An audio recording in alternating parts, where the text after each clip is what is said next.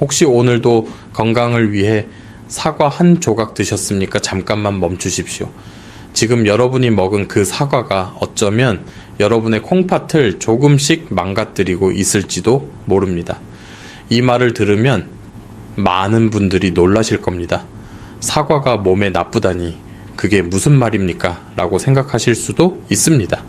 하지만 제가 지금 말씀드리는 이야기는 괜히 겁을 주기 위한 이야기가 아닙니다. 60세가 넘어가면 우리 몸에서 일어나는 아주 중요한 변화와 관련된 이야기입니다. 많은 분들이 평생 들어온 말이 있습니다. 아침 사과는 금사과라는 말입니다. 그래서 건강을 위해 매일 아침 사과를 챙겨 드시는 분들이 정말 많습니다. 특히 60대, 70대 어르신들 가운데는 이 습관을 수십 년 동안 이어오신 분들도 많습니다. 그런데 문제는 바로 여기서 시작됩니다. 젊을 때는 보약이었던 습관이 나이가 들면 오히려 독이 될 수 있다는 사실입니다. 특히 콩팥이 약해지기 시작하는 60세 이후에는 더 그렇습니다. 오해하지 마십시오. 사과 자체가 나쁜 음식이라는 뜻이 아닙니다. 사과는 여전히 훌륭한 과일입니다. 문제는 60대 이후에 콩팥 상태와 사과를 먹는 방식입니다. 몸은 이미 변했는데 식습관은 그대로라면 그 차이가 결국 콩팥에 큰 부담으로 쌓이게 됩니다. 저는 지난 수십 년 동안 진료실에서 수많은 어르신들을 만나왔습니다. 그리고 정말 안타까운 장면을 너무 많이 보았습니다. 몸에 좋다는 말을 믿고 꾸준히 실천했던 습관 때문에 오히려 콩팥 기능이 크게 떨어진 분들입니다. 병원에서 검사를 받고 나서야 상황을 알게 되고 그때서야 이렇게 말씀하십니다.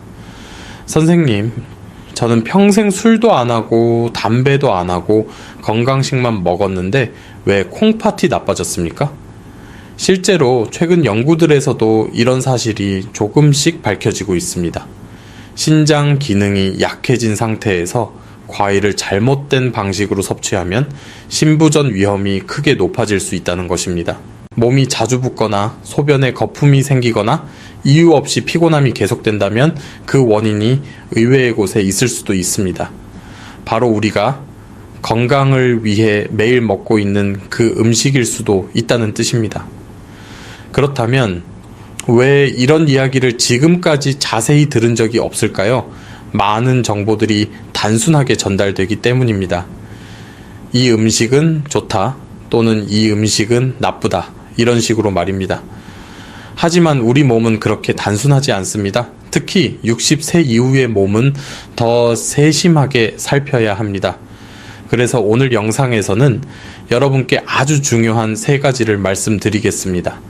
사과가 콩팥에 보내는 치명적인 경고 3가지입니다.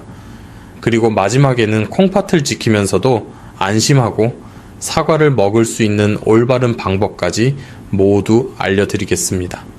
지금 이 영상을 보고 계신 분들 가운데도 자신도 모르는 사이에 콩팥을 힘들게 하고 있는 분이 분명 계실 것입니다.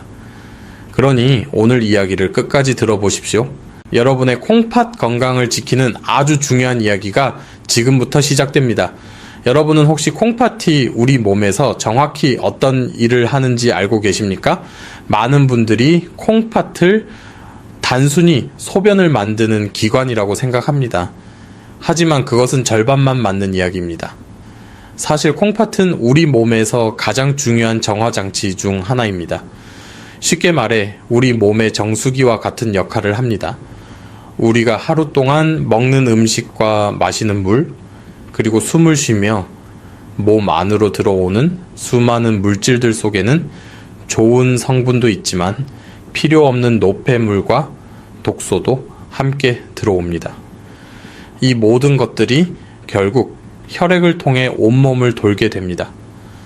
그리고 그 피를 깨끗하게 걸러주는 기관이 바로 콩팥입니다. 콩팥은 하루 종일 쉬지 않고 혈액을 걸러내며 몸에 필요 없는 물질을 소변으로 배출하고 몸에 필요한 물과 전해질의 균형을 맞추는 일을 합니다. 여기서 많은 분들이 놀라시는 사실이 하나 있습니다. 콩팥은 우리 몸에서 가장 빨리 늙는 장기 중 하나라는 점입니다. 우리가 태어났을 때 콩팥은 아주 깨끗하고 강력한 필터와 같습니다. 어떤 음식을 먹어도 대부분의 노폐물을 잘 걸러낼 수 있습니다. 하지만 시간이 지나면서 상황은 조금씩 달라집니다. 여러분의 콩팥은 지금까지 60년 가까운 세월 동안 단 하루도 쉬지 않고 일을 해왔습니다. 마치 60년 동안 한 번도 교체하지 않은 정수기 필터와도 같습니다. 처음에는 깨끗했던 필터가 시간이 지나면서 점점 낡고 작은 구멍들이 생기고 그 사이에 찌꺼기들이 쌓이게 됩니다. 이것이 바로 우리가 나이를 먹으면서 겪는 자연스러운 콩팥의 노화화 과정입니다. 의학적으로 이 과정을 설명할 때 우리는 사구체 여과율, 즉 GFR이라는 개념을 사용합니다. 쉽게 말하면 콩팥이 얼마나 잘 걸러주는지를 나타내는 수치입니다. 보통 20대의 건강한 사람은 이 기능이 거의 100점에 가깝습니다. 하지만 40대가 지나면서부터 이 수치는 조금씩 떨어지기 시작합니다. 그리고 60대에 들어서면 젊었을 때와 비교해 절반 가까이 감소하는 경우도 흔합니다. 이 말은 무엇을 의미할까요?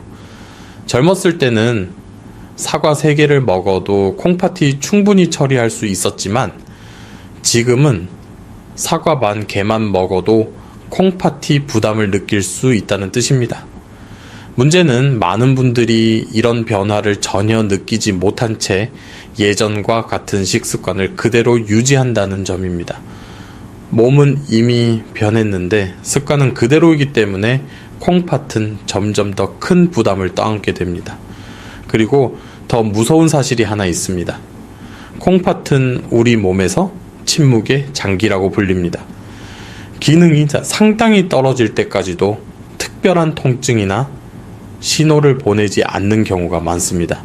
그래서 많은 분들이 건강검진에서 수치가 정상이라는 말을 들으면 안심해 버립니다. 하지만 실제로는 콩팥 기능이 이미 많이 약해져 있을 수도 있습니다. 바로 이런 이유 때문에 60세 이후에는 음식 하나를 먹을 때도 조금 더 신중해야 합니다. 젊을 때와 같은 기준으로 식습관을 유지하면 콩팥이 감당하기 어려운 상황이 생길 수 있습니다. 그리고 그 대표적인 예가 바로 우리가 너무나 건강하다고 믿고 있는 과일, 그 중에서도 사과입니다. 많은 분들이 저에게 이렇게 말씀하십니다. 선생님, 저는 평생 술도 안 마시고 담배도 피우지 않았습니다. 몸에 좋다는 음식만 챙겨 먹었는데 왜 콩팥이 나빠졌습니까? 이 질문을 들을 때마다 저는 늘 같은 설명을 드립니다. 건강한 음식을 먹는 것은 분명 좋은 일입니다. 하지만 나이가 들면 몸이 음식을 처리하는 방식 자체가 달라지기 때문에 같은 음식이라도 전혀 다른 결과를 만들 수 있습니다. 특히 60세 이후에는 콩팥뿐만 아니라 여러 장기의 기능이 동시에 조금씩 떨어지기 시작합니다. 혈관은 젊을 때보다 탄력이 줄어들고 혈액순환도 예전처럼 원활하지 않습니다. 간의 해독 능력도 점점 약해지고 위장 역시 소화 속도가 느려집니다. 이런 변화가 하나씩 쌓이면서 결국 콩팥에 더 큰 부담이 가게 됩니다. 여기서 중요한 점이 있습니다. 콩팥은 우리 몸에서 가장 조용한 장기라는 것입니다. 심장은 문제가 생기면 가슴 통증이 나타나고 위장이 나쁘면 속이 쓰리거나 더부룩해집니다. 하지만 콩팥은 상당히 기능이 떨어질 때까지도 특별한 신호를 보내지 않는 경우가 많습니다. 그래서 의사들은 콩팥을 침묵의 장기라고 부릅니다. 많은 분들이 건강검진을 받고 나서 크레아티닌 수치가 정상이라는 말을 들으면 안심합니다. 물론 그것도 중요한 지표입니다. 하지만 콩팥 기능은 실제로 절반 이상 떨어질 때까지도 검사 수치가 크게 변하지 않는 경우가 있습니다. 다시 말해 몸속에서는 이미 변화가 시작되었지만 겉으로는 아무 문제가 없는 것처럼 보일 수 있다는 뜻입니다. 이 때문에 더 조심해야 하는 것이 바로 식습관입니다. 특히 건강에 좋다고 알려진 음식일수록 우리는 경계심 없이 많이 먹는 경향이 있습니다. 과일이 바로 그런 대표적인 예입니다. 많은 분들이 과일은 많이 먹어도 괜찮다고 생각합니다. 자연에서 나온 음식이기 때문입니다. 하지만 과일에는 생각보다 많은 당분이 들어 있습니다. 특히 사과처럼 달콤한 과일에는 과당이 풍부합니다. 젊은 몸에서는 이런 당분을 비교적 잘 처리할 수 있습니다. 하지만 콩팥 기능이 약해진 상태에서는 이야기가 달라집니다. 만약 당분이 너무 빠르게 혈액 속으로 들어오면 혈액이 마치 설탕물이 된 것처럼 끈적해집니다. 그러면 콩팥 속에 있는 아주 작은 혈관들, 즉 사구체가 그 끈적한 혈액을 걸러내기 위해 훨씬 더 많은 힘을 써야 합니다. 이 작은 혈관들은 머리카락보다도 가늘기 때문에 압력이 계속 높아지면 점점 딱딱해지거나 손상될 수 있습니다. 그리고 한번 손상된 사구체는 다시 원래 상태로 돌아오기 어렵습니다. 이것이 바로 콩팥 질환이 무서운 이유입니다. 겉으로는 아무 문제가 없어 보이지만 내부에서는 작은 손상이 조금씩 쌓이고 있을 수 있습니다. 그래서 저는 어르신들께 항상 말씀드립니다. 건강한 음식이라도 나이에 맞는 방식으로 먹어야 한다고 말입니다. 특히 사과처럼 몸에 좋다고 알려진 과일일수록 더욱 조심해야 합니다. 그리고 이제부터 제가 말씀드릴 첫 번째 경고는 아마 많은 분들이 가장 놀라실 내용일 것입니다. 바로 사과를 먹는 방식에 관한 이야기입니다. 이제 많은 분들이 이렇게 생각하실 수 있습니다. 그래도 과일은 건강식 아닌가요? 맞습니다. 과일은 분명 몸에 좋은 식품입니다.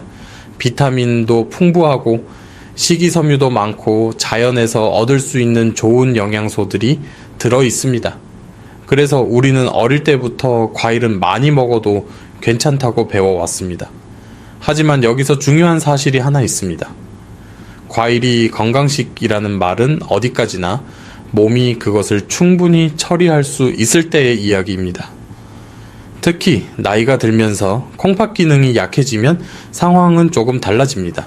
같은 과일이라도 어떤 방식으로 얼마나 먹느냐에 따라 몸에 미치는 영향이 크게 달라질 수 있습니다.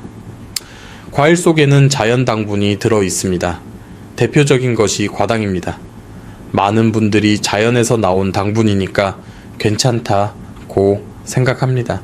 하지만 우리 몸의 입장에서 보면 당분은 결국 당분입니다. 설탕이든 과당이든 혈액 속으로 들어오면 모두 같은 방식으로 처리되어야 합니다. 젊을 때는 몸이 이 당분을 비교적 빠르게 처리할 수 있습니다. 혈관도 건강하고 콩팥의 여과 기능도 충분하기 때문입니다. 하지만 60세 이후에는 상황이 달라집니다. 혈관의 탄력도 줄어들고 콩팥이 혈액을 걸러내는 속도도 예전보다 느려집니다. 이때 당분이 갑자기 많이 들어오면 혈액은 점점 끈적해지기 시작합니다. 마치 맑은 물이 아니라 설탕물이 혈관 속을 흐르는 것과 비슷한 상태가 됩니다. 그렇게 되면 콩팥 속에 있는 미세한 혈관들이 큰 부담을 받게 됩니다. 콩팥 속에는 사구체라고 불리는 작은 필터들이 있습니다. 이 필터들은 혈액 속 노폐물을 걸러내는 역할을 합니다. 그런데 혈액 속 당분이 많아지면 이 필터들이 더 강한 압력으로 일을 해야 합니다. 마치 낡은 정수기 필터에 계속해서 끈적한 물을 통과시키는 것과 비슷한 상황이 되는 것입니다. 이런 상태가 반복되면 사구체는 점점 딱딱해지고 기능이 떨어지기 시작합니다. 결국 노폐물을 제대로 걸러내지 못하게 되고 이것이 시간이 지나면서 만성 신장 질환으로 이어질 수 있습니다. 여기서 많은 분들이 한 가지 질문을 하십니다. 그렇다면 과일을 아예 먹지 말아야 합니까? 아닙니다. 과일 자체가 문제가 되는 것은 아닙니다. 중요한 것은 과일을 어떻게 먹느냐입니다. 같은 사과라도 어떤 방식으로 먹느냐에 따라 몸에 주는 부담이 완전히 달라질 수 있습니다. 그리고 지금부터 말씀드릴 첫 번째 경고가 바로 그 부분입니다. 많은 분들이 건강을 위해 매일 실천하고 있는 습관이지만 사실은 콩팥에 가장 큰 부담을 주는 방법입니다. 아마 이 이야기를 들으시면 상당히 놀라실 수도 있습니다. 바로 사과를 갈아서 마시는 습관, 즉 사과즙이나 사과, 주스에 관한 이야기입니다. 이제 첫 번째 경고에 대해 말씀드리겠습니다. 아마 이 이야기를 들으시면 많은 분들이 깜짝 놀라실 겁니다. 왜냐하면 지금부터 말씀드릴 습관은 많은 어르신들이 건강을 위해 꾸준히 실천하고 있는 습관이기 때문입니다. 바로 사과를 갈아서 마시는 것, 즉 사과즙이나 사과 주스를 마시는 습관입니다. 한국에서는 명절이나 병문안을 갈 때 사과즙을 선물하는 문화가 아주 익숙합니다. 집 냉장고 한쪽에 사과즙 박스가 쌓여 있는 가정도 적지 않습니다. 또 텔레비전이나 건강 프로그램에서도 아침에 과일즙 한 잔을 마시는 것이 좋은 습관이라고 자주 이야기합니다. 그래서 많은 분들이 사과즙을 몸에 좋은 건강식이라고 믿고 매일 아침 공복에 드시기도 합니다. 하지만 여기서 중요한 사실이 있습니다. 사과를 갈아버리는 순간 사과가 가지고 있던 가장 중요한 보호 장치가 사라진다는 것입니다. 그 보호 장치는 바로 식이섬유입니다. 여러분이 사과를 통째로 씹어 먹을 때는 사과 속에 들어있는 당분이 식이섬유라는 촘촘한 그물 안에 들어 있습니다. 그래서 당분이 몸으로 천천히 흡수됩니다. 콩팥이 처리할 수 있는 속도에 맞춰 조금씩 혈액 속으로 들어오기 때문에 큰 부담이 되지 않습니다. 하지만 믹서기로 사과를 갈아버리면 상황이 완전히 달라집니다. 날카로운 칼날이 사과의 조직을 잘게 부수면서 식이섬유 구조가 대부분 파괴됩니다. 이렇게 되면 사과는 더 이상 과일이 아니라 농축된 당분이 들어있는 액체가 됩니다. 여러분이 아침 공복에 사과즙을 한 잔 마시면 어떻게 될까요? 불과 몇 분 안에 많은 양의 과당이 한꺼번에 혈액 속으로 들어갑니다. 그러면 혈당이 갑자기 빠르게 올라가는 현상이 나타납니다. 이것을 의학적으로는 혈당 스파이크라고 부릅니다. 혈당이 급격하게 올라가면 콩팥 속의 작은 혈관들이 큰 압력을 받게 됩니다. 콩팥은 혈액 속의 당분을 조절하고 균형을 맞추기 위해 평소보다 훨씬 더 많은 일을 해야 합니다. 이 과정에서 활성산소가 증가하고 콩팥 세포에도 부담이 쌓이게 됩니다. 여기서 끝이 아닙니다. 사과즙 속의 많은 과당은 우리 몸에서 대사되는 과정에서 요산이라는 물질을 만들어냅니다. 요산은 여러분이 잘 알고 계시는 통풍의 원인이 되는 물질입니다. 요산이 많아지면 혈액 속에서 작은 결정 형태로 존재하게 됩니다. 이 결정들은 매우 날카로운 구조를 가지고 있습니다. 마치 깨진 유리 조각과 비슷하다고 생각하시면 이해하기 쉽습니다. 이 작은 결정들이 혈액을 따라 돌아다니다가 결국 콩팥의 필터 역할을 하는 사구체에 걸리게 됩니다. 이렇게 되면 콩팥 조직에 미세한 염증이 생기고 시간이 지나면서 콩팥 기능이 점점 떨어질 수 있습니다. 그래서 진료실에서 저는 종종 이런 말씀을 듣습니다. 선생님, 저는 콜라나 탄산음료는 절대 안 마셨습니다. 대신 집에서 짜낸 과일즙만 마셨습니다. 하지만 콩팥의 입장에서 보면 상황이 크게 다르지 않을 수 있습니다. 설탕이든 과당이든 한꺼번에 많이 들어오면 결국 콩팥이 처리해야 하는 부담이 커지기 때문입니다. 그래서 저는 어르신들께 항상 이렇게 말씀드립니다. 만약 씹을 수 있는 치아가 있다면 과일은 가능한 한 씹어서 드시는 것이 좋습니다. 편하게 마시는 습관이 오히려 몸에는 더 큰 부담이 될 수 있기 때문입니다. 그리고 이제 두 번째 경고에 대해 말씀드릴 차례입니다. 이번에는 먹는 방식이 아니라 먹는 시간에 관한 이야기입니다. 많은 분들이 저녁 식사 후에 사과를 드시는데 이 습관 역시 콩팥 건강과 깊은 관련이 있습니다. 이제 두 번째 경고에 대해 말씀드리겠습니다. 이번에는 사과를 어떻게 먹느냐의 문제가 아니라 언제 먹느냐의 문제입니다. 많은 어르신들이 저녁 식사를 마친 뒤에 입이 심심하다며 사과를 한 조각 깎아 드시는 습관을 가지고 있습니다. 어떤 분들은 이렇게 말씀하십니다. 저녁에 과일 조금 먹는 게 뭐가 문제겠습니까? 하지만 60세 이후의 몸에서는 이 작은 습관이 생각보다 큰 부담이 될 수 있습니다. 여러분도 한 번쯤 들어보셨을 겁니다. 아침 사과는 금사과이고 저녁 사과는 독사과라는 말입니다. 많은 분들이 이 말을 단순히 소화가 잘 안 되기 때문이라고 생각합니다. 물론 그것도 이유 중 하나입니다. 하지만 실제로는 그보다 더 중요한 문제가 있습니다. 바로 밤 동안 콩팥이 쉬어야 하는 시간과 관련이 있습니다. 우리 몸의 장기들은 낮과 밤에 따라 활동 방식이 달라집니다. 낮에는 음식이 들어오고 에너지가 소비되기 때문에 소화기관과 대사 기능이 활발하게 움직입니다. 하지만 밤이 되면 대부분의 장기들이 휴식 모드로 들어갑니다. 특히 위장관의 움직임은 낮보다 훨씬 느려집니다. 이때 식이섬유가 풍부한 사과가 들어오면 어떤 일이 생길까요? 사과에는 팩틴이라는 수용성 식이섬유가 많이 들어 있습니다. 낮에는 이 팩틴이 장을 청소하고 장내 환경을 좋게 만드는 역할을 합니다. 하지만 밤에는 상황이 조금 다릅니다. 소화 속도가 느려진 상태에서 사과가 들어오면 팩틴이 장 안에서 발효되면서 가스를 만들어 내기 쉽습니다. 그래서 저녁에 사과를 먹고 누우면 배가 더부룩하거나 속이 불편한 느낌을 경험하신 분들도 계실 것입니다. 어떤 분들은 밤에 배가 부글거리거나 트림이 잦아지기도 합니다. 문제는 여기서 끝나지 않습니다.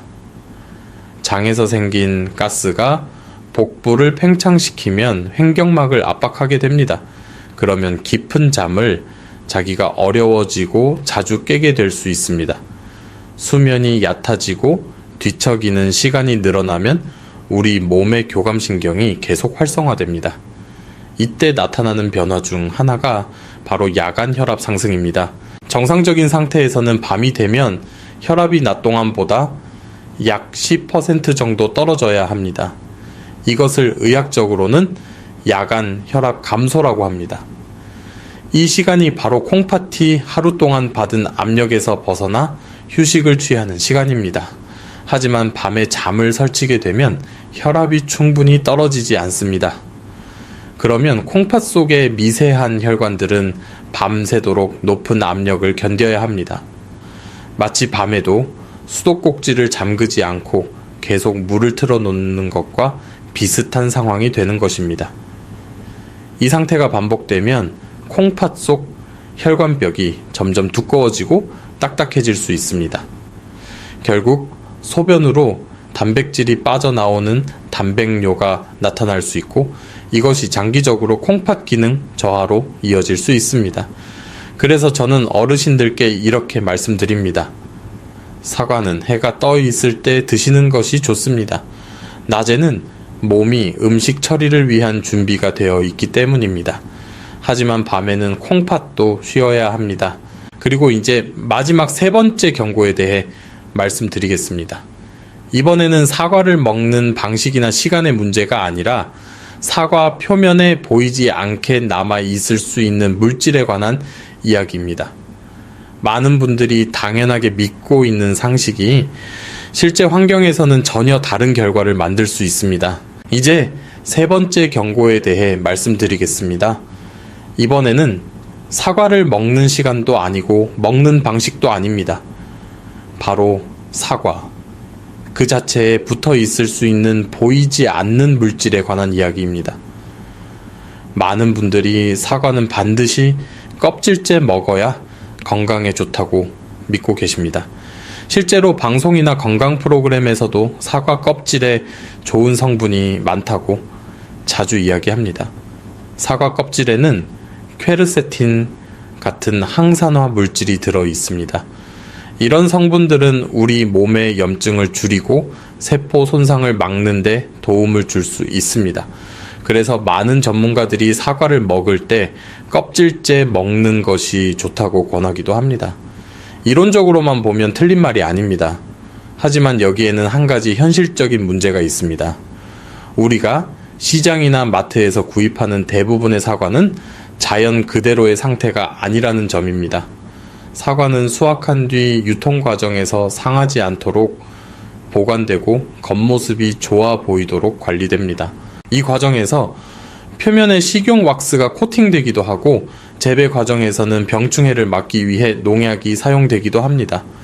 물론 판매되는 과일들은 식품 안전 기준을 통과한 것들입니다.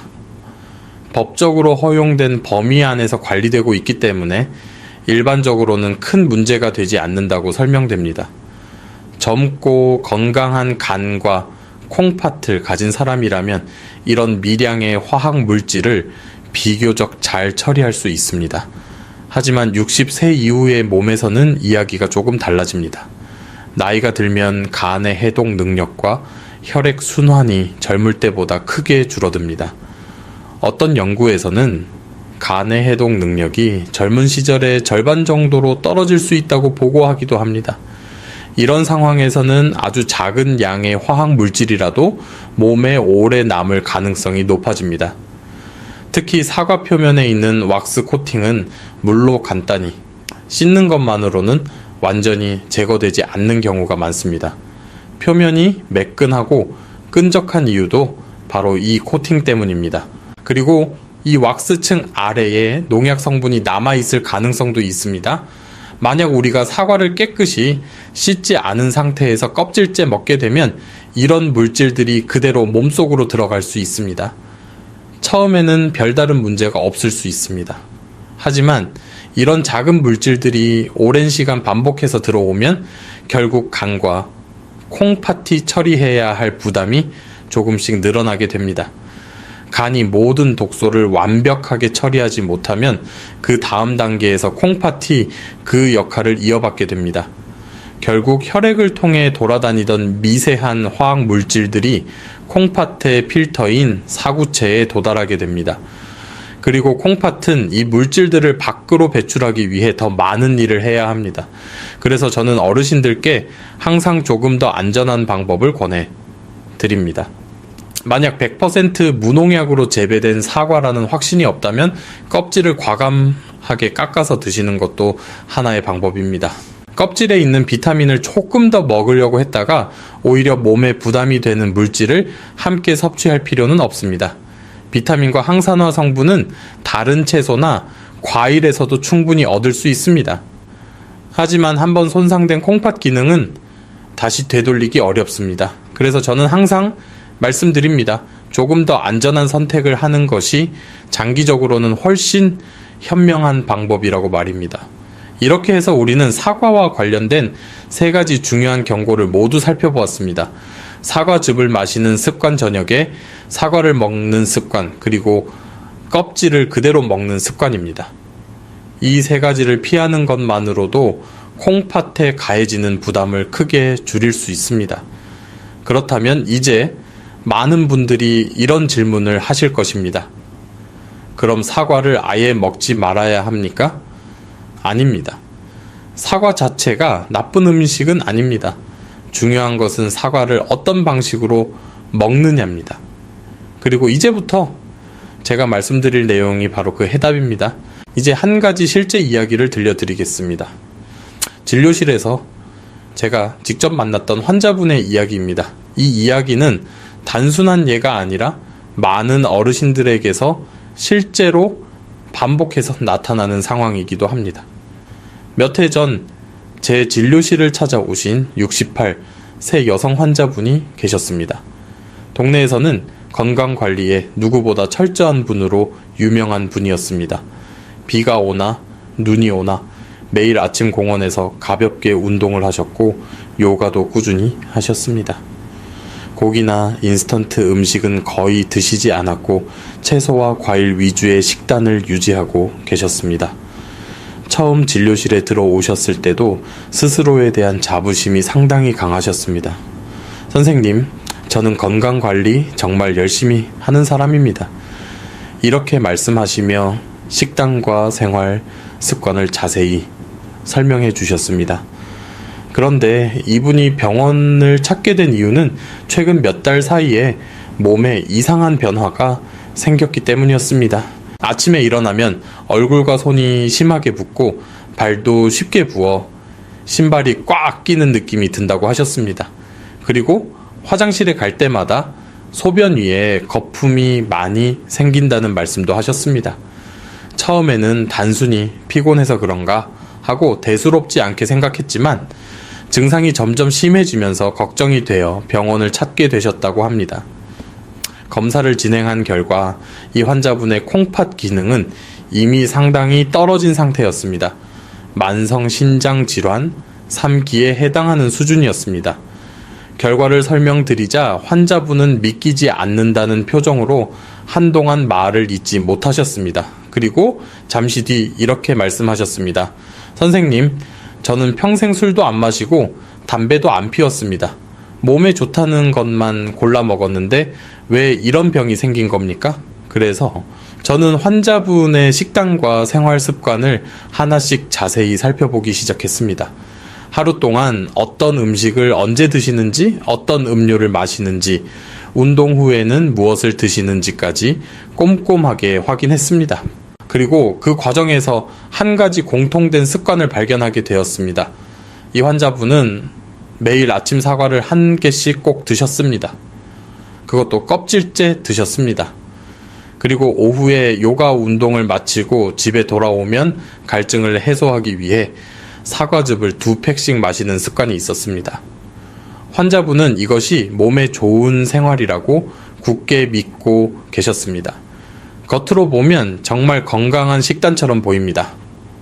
하지만 이미 약해진 콩팥의 입장에서 보면 상황은 전혀 달랐습니다. 껍질에 남아있을 수 있는 미세한 농약 성분이 반복적으로 몸에 들어왔고 운동 후 탈수된 상태에서 마신 농축된 사과즙은 혈액 속 당분 농도를 빠르게 올리게 됩니다. 이 두 가지 습관이 몇 년 동안 반복되면서 결국 콩팥에 지속적인 부담을 주게 된 것입니다. 환자분께 이 사실을 설명드리자 한동안 말을 하지 못하시다가 눈물을 보이셨습니다. 건강을 위해 했던 노력이 오히려 몸을 힘들게 했다는 사실이 너무 충격적이었던 것입니다. 하지만 여기서 중요한 것은 원인을 알게 되었다는 점입니다. 원인을 알면 바꿀 수 있습니다. 잘못된 방향으로 아무리 열심히 노력해도 결과는 좋아지지 않습니다. 하지만 방향을 바로잡으면 몸은 생각보다 빠르게 반응하기도 합니다. 그래서 저는 이 환자분께 사과를 완전히 끊으라고 말하지 않았습니다. 대신 사과를 먹는 방법을 완전히 바꾸는 것을 권했습니다. 그리고 그 방법은 생각보다 간단하지만 많은 분들이 한 번도 시도해 보지 않았던 방식이었습니다. 바로 사과를 익혀서 먹는 방법입니다. 이제부터 그 이유를 차근차근 설명드리겠습니다. 그렇다면 이제 많은 분들이 이렇게 생각하실 수 있습니다. 그럼 사과를 아예 끊어야 하는 것 아닙니까? 하지만 저는 그렇게 말씀드리지 않습니다. 사과는 여전히 좋은 과일입니다. 문제는 사과가 아니라 그것을 먹는 방식이었습니다. 그래서 제가 그 환자분께 드린 첫 번째 조언은 사과를 끊는 것이 아니라 사과의 형태를 바꾸는 것이었습니다. 많은 분들이 사과는 반드시 생으로 아삭아삭 씹어 먹어야 영양소가 살아있다고 생각합니다. 물론 신선한 과일이 건강에 좋다는 말은 틀린 말이 아닙니다. 하지만 콩팥이 약해진 60대 이후의 몸에서는 생과일이 오히려 부담이 될 수 있습니다. 특히 위장 기능이 예전 같지 않은 경우에는 차가운 생과일이 소화기관에 자극을 줄 수도 있습니다. 그래서 저는 어르신들께 사과를 익혀서 드시는 방법을 권해드립니다. 사과를 가볍게 익히면 여러 가지 긍정적인 변화가 생깁니다. 먼저 사과의 조직이 부드러워지면서 소화가 훨씬 쉬워집니다. 딱딱한 생사과를 씹어 삼키는 것보다 위와 장이 훨씬 편안하게 받아들일 수 있습니다. 또 하나 중요한 변화는 사과 속에 들어있는 식이섬유입니다. 생사과에서는 식이섬유가 단단한 세포 구조 안에 들어있기 때문에 몸에서 충분히 활용되지 못하는 경우가 있습니다. 하지만 사과를 가열하면 세포벽이 부드러워지면서 식이섬유가 더 잘 풀어집니다. 이렇게 되면 장에서 흡수되고 작용하는 과정이 훨씬 부드러워집니다. 이 변화는 콩팥에도 긍정적인 영향을 줄 수 있습니다. 소화가 편안해지면 몸 전체의 대사 과정이 안정되고 불필요한 노폐물이 과도하게 만들어지는 상황을 줄일 수 있습니다. 결국 콩팥이 처리해야 할 부담도 자연스럽게 줄어듭니다. 또 한 가지 중요한 점은 산성 자극입니다. 생사과에는 사과산이라는 유기산이 들어 있습니다. 젊은 사람에게는 크게 문제가 되지 않지만 위장 기능이 약해진 어르신들에게는 속쓰림이나 불편함을 만들 수 있습니다. 하지만 사과를 익히면 이런 산 성분이 일부 줄어들면서 맛도 훨씬 부드러워집니다. 이렇게 익힌 사과는 위와 장에 부담을 주지 않으면서도 사과가 가진 영양소를 편안하게 전달해 줄 수 있습니다. 마치 거칠고 단단한 음식을 그대로 먹는 것이 아니라 부드럽게 조리된 음식으로 바꾸는 것과 같은 원리입니다. 그래서 저는 그 환자분께 사과를 익혀서 드시도록 권했습니다. 그리고 단순히 사과만 익히는 것이 아니라 콩팥 건강에 도움을 줄 수 있는 재료를 함께 사용하는 방법을 알려드렸습니다. 이 방법은 어렵지 않지만 꾸준히 실천하면 몸이 편안해지는 변화를 느끼는 분들이 적지 않습니다. 이제 그 구체적인 방법을 여러분께도 소개해 드리겠습니다. 이제 제가 환자분께 알려드렸던 방법을 여러분께도 소개해 드리겠습니다. 방법은 생각보다 아주 간단합니다. 특별한 약이나 비싼 재료가 필요한 것도 아닙니다. 집에서 쉽게 구할 수 있는 재료만으로도 충분히 만들 수 있습니다. 제가 권해드리는 방법은 바로 따뜻하게 익힌 사과에 몇 가지 재료를 더해 먹는 것입니다. 먼저 준비할 것은 사과 반 개입니다. 가능하다면 껍질은 벗겨주는 것이 좋습니다. 앞서 말씀드렸듯이 유통 과정에서 남아있을 수 있는 농약이나 왁스에 대한 걱정을 줄이기 위해서입니다. 껍질을 벗긴 사과는 너무 크게 자르지 말고 한 입에 먹기 좋은 크기로 잘라 주십시오. 손가락 한 마디 정도 크기가 가장 적당합니다. 다음으로 준비할 재료는 계피 가루입니다. 계피는 오래전부터 몸을 따뜻하게 하고 혈액 순환을 돕는 향신료로 알려져 있습니다. 특히 몸이 차가워지기 쉬운 어르신들에게는 비교적 부담 없이 사용할 수 있는 재료입니다. 사과 위에 티스푼 반 정도의 계피 가루를 가볍게 뿌려주시면 됩니다. 마지막으로 호두 2알 정도를 준비합니다. 호두는 지방이 많다고 걱정하시는 분들도 있지만 실제로는 몸에 도움이 되는 불포화 지방산이 풍부합니다. 특히 혈관 건강에 긍정적인 영향을 줄 수 있는 오메가3 지방산이 들어 있습니다. 호두 2알을 잘게 부수어 사과 위에 함께 올려주십시오. 이렇게 준비한 사과를 작은 그릇에 담아 찜기에 넣고 약 15분 정도 익혀주시면 됩니다. 사과가 부드럽게 익어 젓가락으로 찔렀을 때 쉽게 들어갈 정도가 되면 충분합니다. 만약 찜기가 없다면 전자레인지용 용기에 담아 2분에서 3분 정도 데워도 괜찮습니다.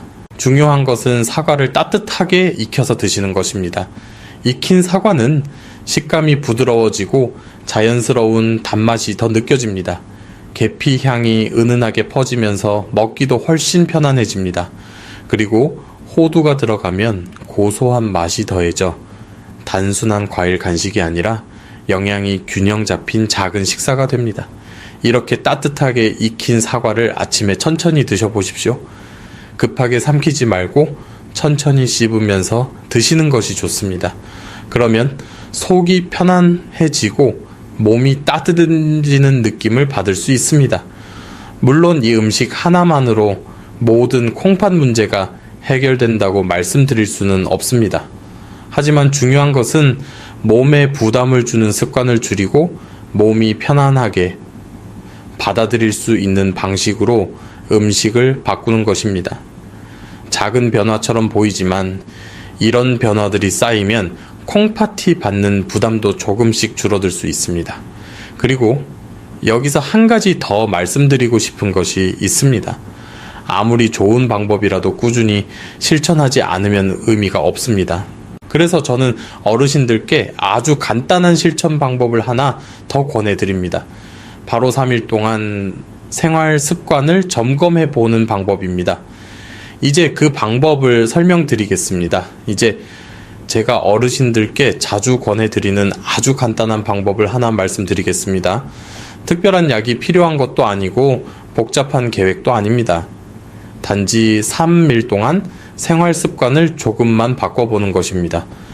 이 짧은 기간 동안 몸이 어떻게 반응하는지 스스로 확인해 보는 것입니다. 첫째 날은 정리의 날입니다. 집에 돌아가셔서 냉장고를 한번 열어보십시오. 혹시 한쪽 구석에 과일즙이나 사과즙이 쌓여 있지는 않습니까? 건강을 위해 사두셨을 것입니다. 하지만 지금까지 말씀드린 내용을 떠올려 보시고 잠시 멈춰 보십시오. 그것을 버리는 것이 아깝게 느껴질 수도 있습니다. 그러나 몸에 부담이 되는 습관을 계속 유지하는 것보다 훨씬 현명한 선택일 수 있습니다.